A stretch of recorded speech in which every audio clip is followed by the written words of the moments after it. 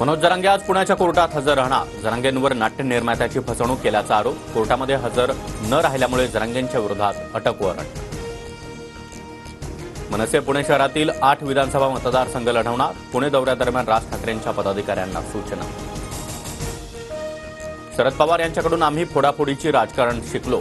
आता पवारांकडून घरफोडीचा कार्यक्रम सुरू आहे. आमदारांच्या मुलांना तिकीट देत घरफोडी करायला नको.